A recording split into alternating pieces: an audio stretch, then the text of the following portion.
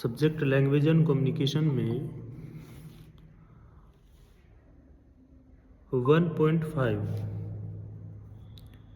भाषा के विकास और बहरेपन के प्रभाव के लिए पूर्व आवश्यकताएं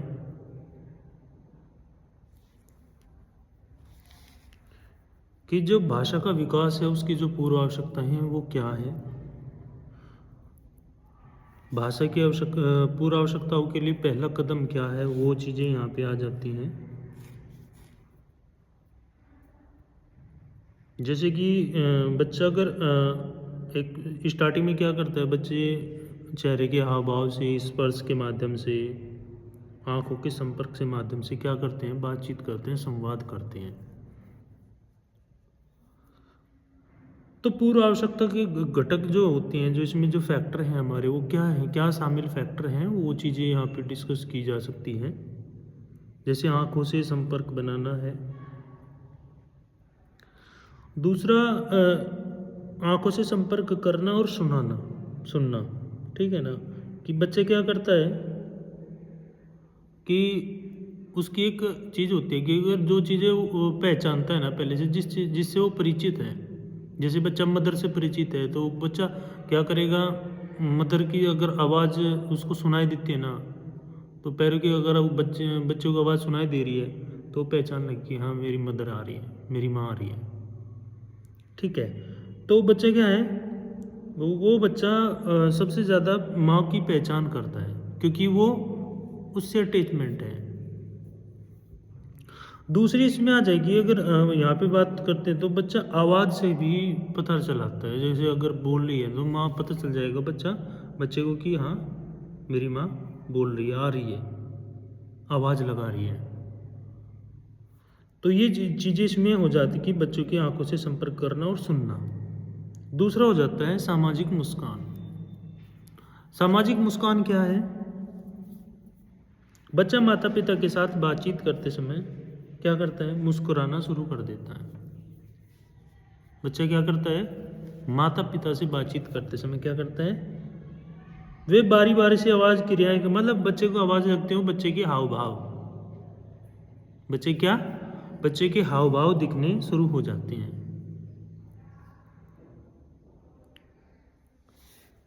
बच्चे के भाव भी बदलते हैं। जैसे बच्चा अगर वो रोने की वो करते हैं तो वो बच्चा डर भी जाता है। अगर पेरेंट्स क्या करते हैं, उसको डराते हैं ना, या फिर हंसाते हैं, या कोई चीज़ ऐसी बोलेंगे, बार बार उसको आवाज़ दे के बुलाएंगे तो वो बच्चा क्रिएटिव होगा। नेक्स्ट अगर यहाँ पे बात करें संयुक्त ध्यान की, तो संयुक्त ध्यान है क्या, इसका एक दूसरा एक फैक्टर होता है कि बच्चा वक्ता पर ध्यान देता है। जो भी बोल रहा है ना, जो भी व्यक्ति बोल रहा है उस पर क्या करेगा, बच्चा फोकस करेगा। जो बच्चे के कम्युनिकेशन स्किल्स से रिलेटेड है, जुड़ा हुआ है, कम्युनिकेशन स्किल्स डेवलपमेंट से रिलेटेड है, और बच्चे के संचार से संबंधित है, बच्चे के कम्युनिकेशन से रिलेटेड है। और बच्चा कम्युनिकेशन से रिलेटेड क्या करता है, एक्टिविटीज करता है, गतिविधियां करता है। इसमें एक प्लस पॉइंट यहाँ पे चीज जुड़ जाएगी, वो बच्चा फिर जैसे बारी बारी, मतलब पहले मदर है, फिर फादर आ रही है, फिर और कोई मेंबर आ रहा है फैमिली का, जिससे वो परिचित है, उससे वो क्या करता है, एक्टिविटी उससे साथ साझा करता है बारी बारी से। मतलब जैसे कि अगर बॉल से बच्चे को बॉल को पकड़ाएंगे, बच्चे से बॉल खींचेंगे और दूर फेंक देंगे, बच्चे से बॉल ले करके दूर फेंक देंगे, तो बच्चा क्या करता है, एक्टिविटी करता है, बॉल को बार बार देखेगा। क्या करता है, बच्चा बार बार उस बॉल को की तरफ देखता है, वो एक्टिविटी करने की कोशिश करता है।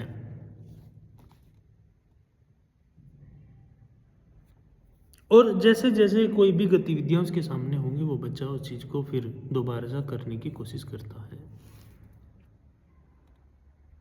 जैसे कि यहाँ पे आंख से संपर्क की कमी, या एक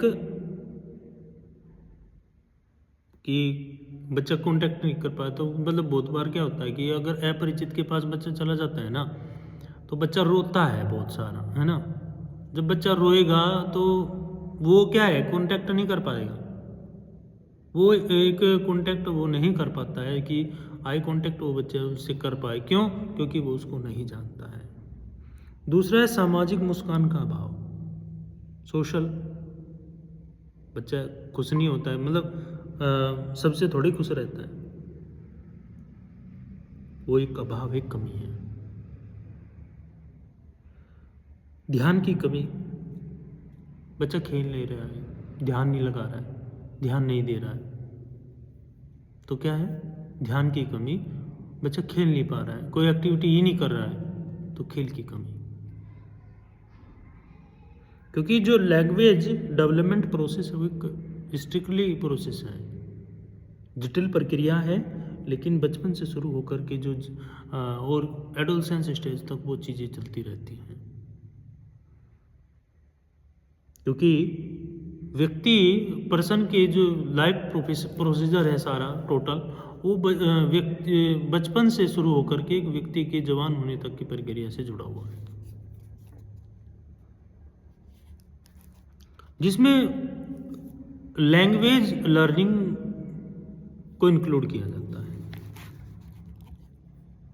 जिसमें लैंग्वेज लर्निंग को इंक्लूड किया जाता है और एनवायरमेंटली फैक्टर को जोड़ दिया जाता है, एनवायरमेंटली फैक्टर को जोड़ दिया जाता है।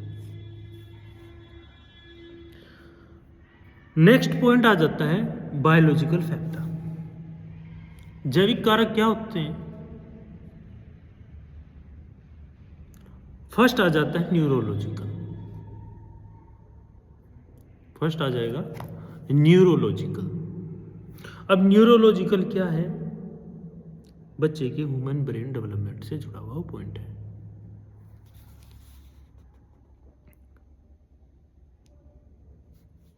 बच्चे के लैंग्वेज डेवलपमेंट से जुड़ा हुआ पॉइंट है न्यूरोलॉजिकल प्रोसीजर, जिसमें बच्चा लैंग्वेज लर्निंग के लिए एक्टिव होता है। बच्चा भाषा अधिगम के लिए क्या करता है? एक्टिव होता है। सुनने की क्षमता, सुनने की क्षमता, जो भी उसके सामने भाषा बोली जा रही है, बच्चा उसको सुनने की कोशिश करता है। और बचपन में अगर हम बच्चे के सामने जो भी चीज़ बोल रहे हैं और बड़े होने तक वो चीज़ हम बोलते रहेंगे, तो बच्चा बहुत सारी चीज़ें समझने और उस भाषा को समझ जाता है। हम इंग्लिश लें, हिंदी लें, जो भी जिस लैंग्वेज को हम स्टार्टिंग से यूज़ कर रहे हैं, उस बच्चा उस भाषा को कवर करता है, उस बच्चे को सीखने की कोशिश करता है, जिसमें काफ़ी अब साउंड सिस्टम को यूज किया जा सकता है। Sound, different sounds,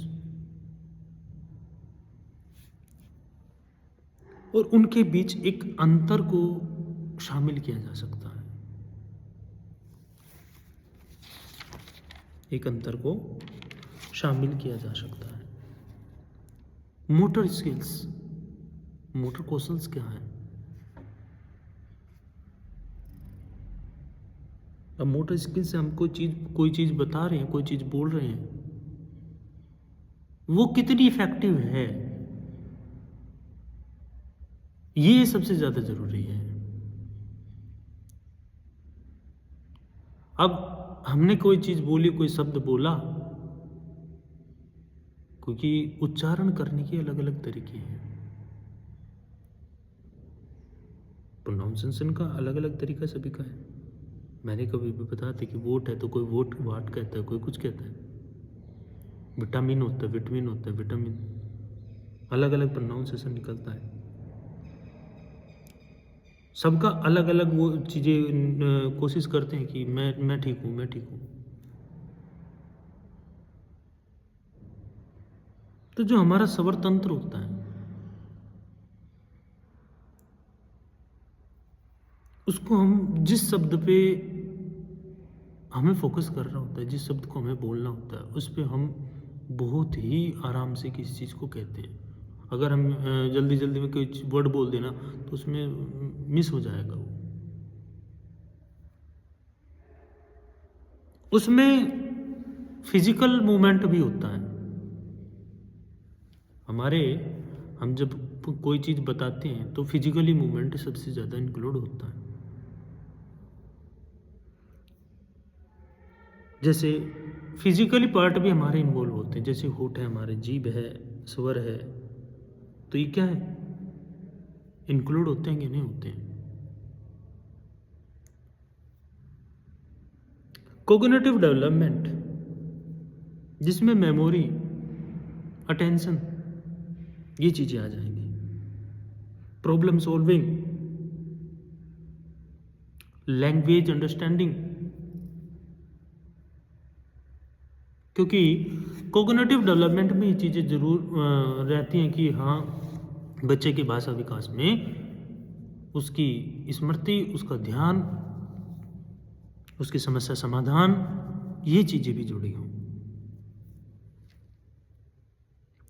environmentally factor, वातावरणीय कारक,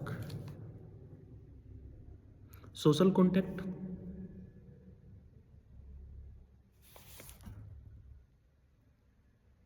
क्योंकि जो भी केयर कर रहे हैं, जो भी साथी हैं, उनके साथ कांटेक्ट बनाए रखना, उनसे बातचीत करते रहना। कहते हैं ना, बहुत बार क्या होता है कि हम जैसे कोई बच्चा स्पीच नहीं दे रहा है और वो स्पीच देना जब शुरू कर देता है और बीच में वो स्पीच छोड़ देता है, तो कम 1 महीने 2 महीने के लिए, 3 महीने के लिए, अगर इस प्रकार का बच्चा ये चीज़ें कर रहा है ना, तो उसके सामने समस्याएं आती हैं। तो कंटिन्यू वो चीज़ होनी चाहिए।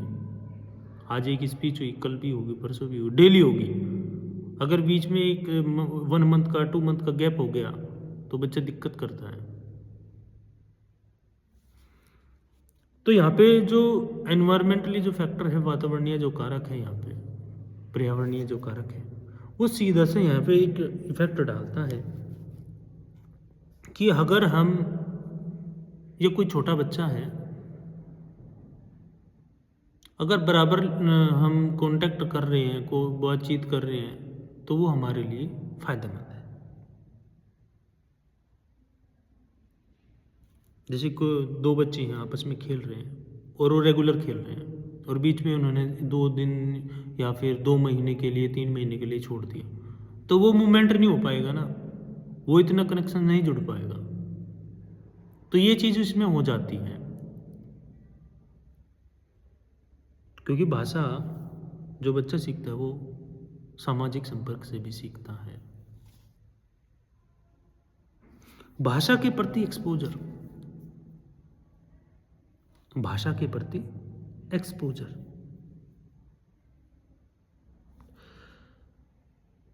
क्योंकि भाषा वातावरण से घिरा होना, क्योंकि एक अच्छी भाषा और एक अच्छा वातावरण दोनों एक बच्चे के लिए बेहतर होते हैं।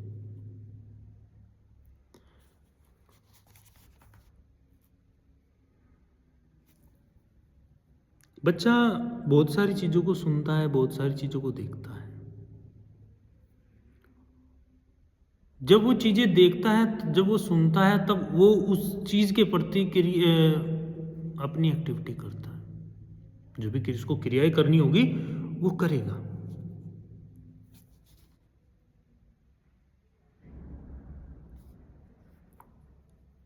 बच्चों के लिए क्योंकि कोई बच्चा डिफ़िकल्ट वर्ड है, हम बच्चे को डिफ़िकल्ट वर्ड सिखा रहे हैं, तो बच्चे को धीरे धीरे तोड़ तोड़ के शब्दों को हम बोलना सिखाएं। कोई ऊंचा सुनता है तो ऊंचा बोल लेते हैं, अगर नहीं सुन पा रहा है उसके लिए हियरिंग एड का यूज़ कर लेते हैं। नहीं सुन पा रहा है, हियरिंग एड का यूज़ कर लेंगे। लिप रीडिंग बच्चे के लिए ज़रूरी होती है। अगर इस प्रकार का कोई बच्चा है तो उसके लिए लिप रीडिंग भी बेस्ट होती है। उत्तरदायी देखभाल करता, क्योंकि रेस्पॉन्स कौन देगा? जो भी देखभाल, जो भी केयर कर रहा है।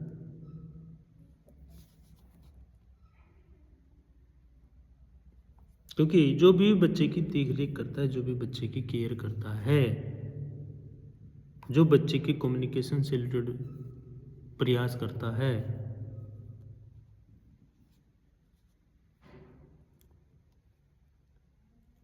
वो ही जवाब देगा, वो ही रेस्पॉन्सिबल होगा।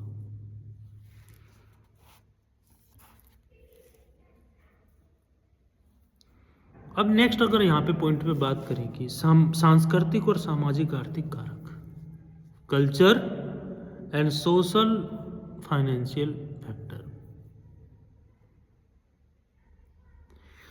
तो इसमें दो चीज़ें इसमें हो जाएंगी, एक तो सांस्कृतिक प्रथाएं जो कल्चर हमारे प्रोग्रामिंग एरिया है वो, एक हमारा सोशल, तीसरा हमारा फाइनेंशियल।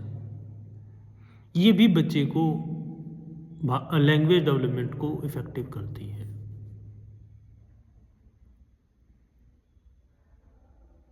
क्योंकि अलग अलग विविध क्षेत्रों से अगर बात करें तो हर एक बच्चे की भाषा, एक्सपीरियंस और बोलियां अलग अलग होती हैं। अगर हम हर क्षेत्र की बात करें, हर क्षेत्र में भाषा भी अलग है, बोली भी अलग है। तो चीज़ें, उन चीज़ों को करने के लिए, उनको समझाने के लिए, उनको बताने के लिए, उनके उनके उनके साथ प्रयास करने के लिए हमें निरंतर क्या होता है, निरंतर कंटिन्यू प्रोसेस को लेके चलना पड़ेगा। उनकी सारी चीज़ों को ध्यान में रखना पड़ेगा। उनके लिए एक रीइंफोर्समेंट का भी हमें काम करना पड़ेगा, एक पॉजिटिविटी को लेके चलना पड़ेगा। तब हम एक बच्चे को नई चीज़ से जोड़ सकते हैं। सकारात्मक सुदृष्टिकरण। सकारात्मकता क्या? जब कोई बच्चा, जैसे हम बहुत बार क्या होता है कि हम कहीं नई जगह गए और वहाँ के जब किसी नई जगह जाते हैं तो हम एकदम से किसी से बातचीत नहीं करते ना। तो ऐसे ही बच्चा क्या है, जब स्कूल में पहली बार आता है या कहीं किसी पहली जगह पहली बार जाता है तो बच्चा क्या करेगा? एकदम से कांटेक्ट कर लेगा? नहीं करेगा। क्यों नहीं करेगा? क्योंकि बच्चा उनको नहीं जानता है। जिसको जानता है, जिसके साथ वो रहता है, जो आसपास आस पड़ोस उसका है, जो उसका एनवायरनमेंट है, जो उसके पेरेंट्स हैं, जिनके पास वो रहता है, जो परिचित है उससे, वो उनसे परिचित है, तो बच्चा वहाँ पे ओपनली कम्युनिकेशन करता है।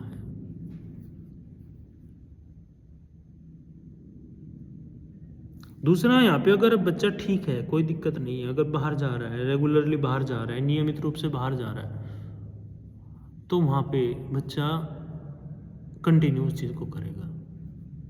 क्यों? क्योंकि वो बाहर वालों से भी एक ओपनली कम्युनिकेशन करने की क्षमता रखता है।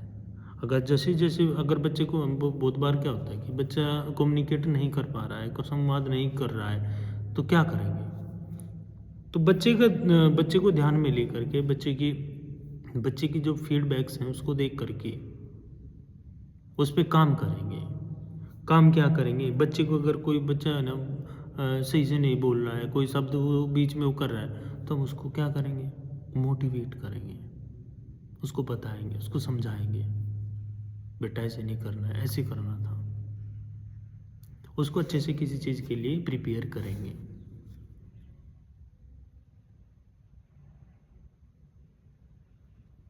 और जिससे क्या है, बच्चे के अंदर कॉन्फिडेंस आएगा।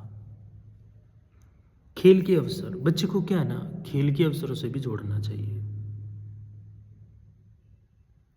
क्योंकि खेल के अवसर भी, जब भी बच्चा प्ले कोई भी खेल खेलेगा, जब भी बच्चा खेलता है तो वो भी एक स्किल डेवलपमेंट से, स्किल लैंग्वेज डेवलपमेंट से जुड़ा हुआ है। क्योंकि बच्चा मूवमेंट करेगा तो हाइपोथेसिस भी करेगा।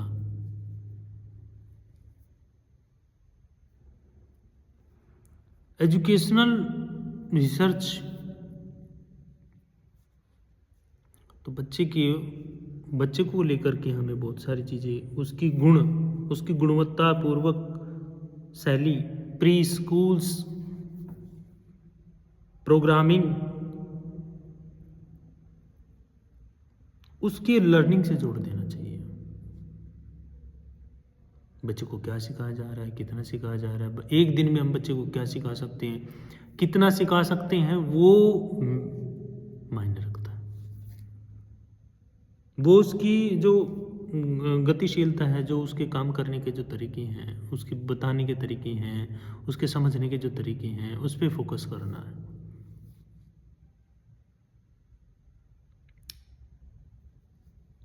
तो सबसे पहले क्या करते हैं, बच्चे को चीज़ों को सिखाएंगे। जब बच्चा सीख जाएगा तब उसको बच्चा रिपीट करने की कोशिश करेगा। म्यूजिक या संगीत, क्योंकि ये भी एक लैंग्वेज डेवलपमेंट है। क्योंकि अगर बच्चे का भाषा विकास जुड़ा है तो उसको संगीत या मनोरंजन, एंटरटेनमेंट भी कराइए। बच्चे के बच्चे को एंटरटेनमेंट से भी जोड़िए।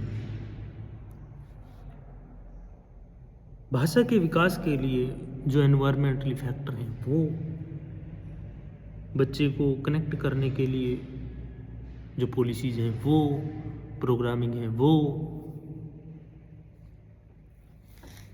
बायोलॉजिकल फैक्टर, जो सारी ये चीज़ें हमने बताई हैं इसमें। और दूसरा संगति, इसमें लास्ट में जो अगर पॉइंट की बात करेंगे तो बच्चे की संगति, क्योंकि किस वो एनवायरनमेंट में पल बढ़ रहा है, जिस एनवायरनमेंट में पल बढ़ रहा है उस एनवायरनमेंट में वो कितना सीख पा रहा है, वो कैसा सीख पा रहा है, उसका बिहेवियर क्या है।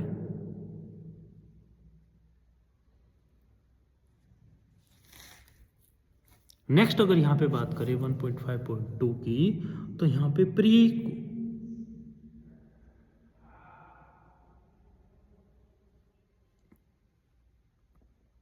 Request is for the impact of deafness, यानी बहरेपन के प्रभाव के लिए पूर्व आवश्यकताएं क्या है। अब बहरेपन का प्रभाव गहरा भी हो सकता है, हल्का भी हो सकता है। किसी व्यक्ति के जीवन में ये जरूरी नहीं है कि बच्चा जन्म से ही बहरा हो, बच्चा जन्म से ही डीफ हो, बच्चा बाद में भी हो सकता है।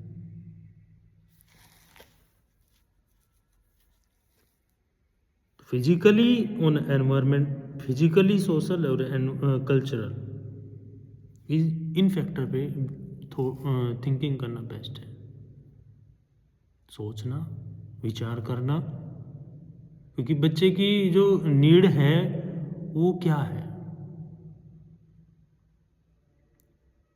हमने काफ़ी टाइम पहले ये चीज़ें भी देखी हैं कि डायग्नोसिस एंड ट्रीटमेंट, दो शब्द यहाँ पे निकल के आते हैं। एक डायग्नोसिस मतलब निदान करना, पता लगाना, और फिर उसका उपचार करना, फिर उसका ट्रीटमेंट करना। जब भी कोई समस्या है, समस्या कोई भी है, उसका सॉल्यूशन ज़रूरी है, क्योंकि समस्या के साथ सॉल्यूशन ज़रूर चलता है।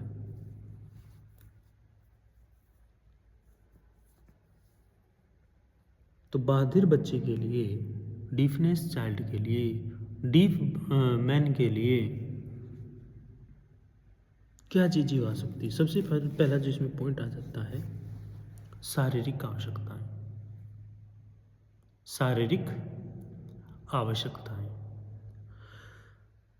अब यहाँ पे शारीरिक आवश्यकताओं में सबसे पहला जो पॉइंट आएगा वो आएगा श्रवण हानि की degree, hearing loss, degree of hearing loss.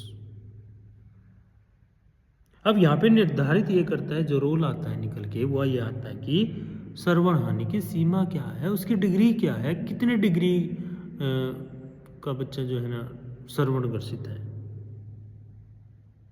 बहरेपन का कितना हल्का है या गहरा है, कितना कैसा है, कम है या ज़्यादा कम है, या बिल्कुल भी सुनाई नहीं दे रहा है। तो ये सबसे बड़ा फैक्टर होता है इसमें। बच्चे कुछ ज़्यादा सुन रहा है, कम सुन रहा है, कितना कम सुन रहा है, या बिल्कुल भी नहीं सुन रहा है।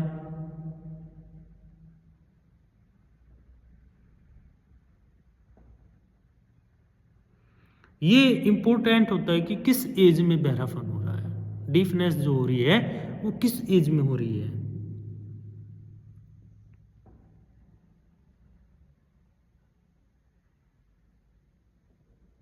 उसके एक्सपीरियंस, उसके एडेप्टिव बिहेवियर को भी ध्यान में रखना होगा। बहुत बच्चों में क्या होता है, बहुत बच्चों में जन्म के द्वारा ही बहरापन हो जाता है, डीफनेस हो जाती है। बहुत बच्चों में, बहुत व्यक्तियों में बाद में होता है। अब यहाँ पे कम्युनिकेशन के तौर तरीके क्या हो सकते हैं, हम उनसे कम्युनिकेट कैसे करेंगे।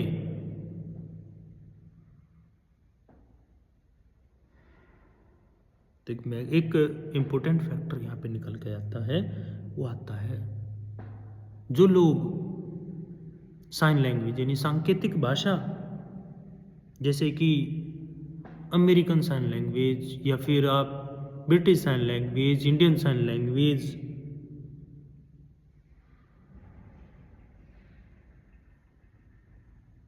ISL, इसको हम इंडियन साइन लैंग्वेज के नाम से भी जान सकते हैं। इंडियन साइन लैंग्वेज को भी यहाँ पे यूज किया जा सकता है, क्योंकि मैनुअल लैंग्वेज को यूज किया जा सकता है। उनके अनुभव, तुलना अलग अलग हो सकते हैं।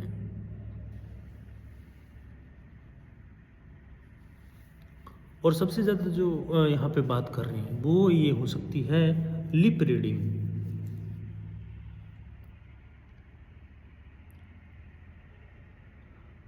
अगर सेकंड पॉइंट पे बात करें यहाँ पे सोशल कल्चरल फैक्टर की, सामाजिक और सांस्कृतिक। अब कल्चरल आइडेंटिफाई क्या करते हैं, अगर कोई बाधिर व्यक्ति है तो समुदाय या समाज मिलकर के उस पर निष्कर्ष निकाले, उसका मतलब एक प्रकार से उसके लिए ट्रीटमेंट भी निकाले।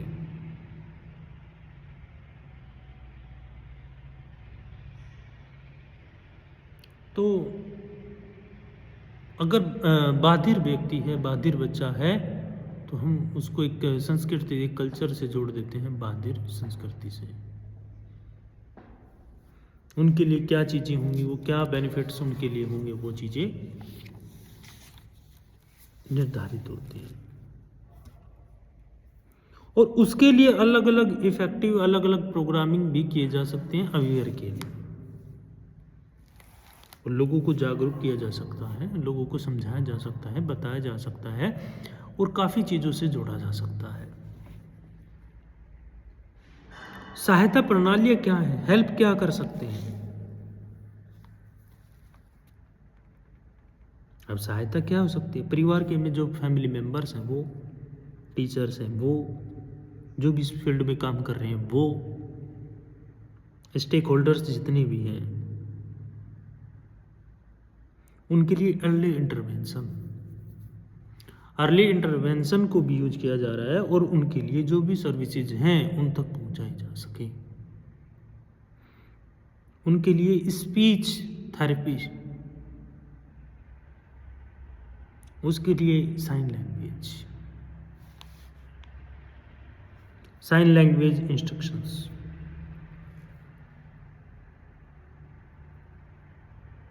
कुछ लोग कलंक और भेदभाव करते हैं, मानते कि ये श्राप है, ये है, वो चीज़ है, उनके साथ भेदभाव भी करते हैं। एक नेगेटिव पॉइंट्स भी आता है इसमें, जो रूढ़िवादी लोग हैं, जो रूढ़िवादी विचारधारा के लोग हैं, जो भेदभाव करते हैं, तो जिससे वो इफेक्ट बढ़ जाता है।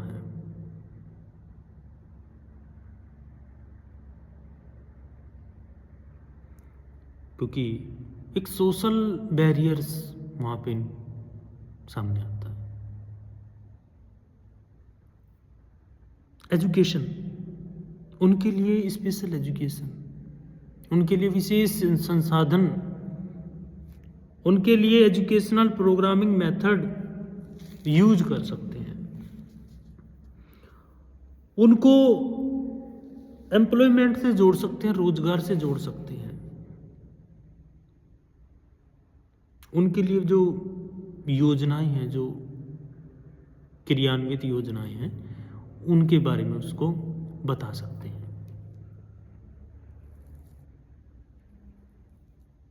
उनको special education plus inclusive education से यानी समावेशी शिक्षा की मुख्य धारा से जोड़ने का प्रयास कर सकते हैं।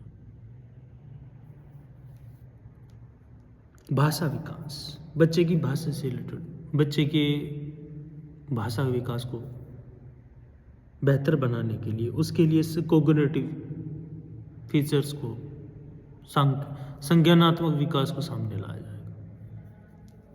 उनके लिए एक्सपीरियंस टीचर्स, स्टेक होल्डर्स, मानसिक स्वास्थ्य, मेंटल हेल्थ, उनमें मानसिक स्वास्थ्य मतलब तनाव ले लेते हैं, चिंता ले लेते हैं, डिप्रेशन, समस्याएं, उनके सामने बैरियर्स आ जाते हैं, चुनौतियां सामने आ जाती हैं कि हम क्या करेंगे, क्या नहीं करेंगे। बस पता लगाना होता है उनके लिए जो हेल्पिंग पॉइंट्स हैं वो उन तक पहुंच जाए। सबसे ज़्यादा जो इफ़ेक्टिव है वो उन तक पहुंच जाए, जो उनके लिए ज़रूरी है, जो उनके लिए हेल्पफुल है, वो उन तक पहुंच जाए, वो बेस्ट है। उनकी उम्र के हिसाब से, उनकी हियरिंग लॉस के हिसाब से, डिग्री ऑफ हियरिंग लॉस के हिसाब से, उनकी संस्कृति, उनकी पहचान, और उनको एक आगे बढ़ाने का एक जो कार्यक्रम है, जो प्रोसीजर है, वो इंक्लूड किया जाए तो बेस्ट होगा। तो जो चीज़ें हमने बताई हैं, इन चीज़ों पे आप थोड़ा सा इसको क्लियर कर लेना है, और इस पे आगे रिवीजन जो रिपीटिशन होगा वो हम इस पे कराते रहेंगे।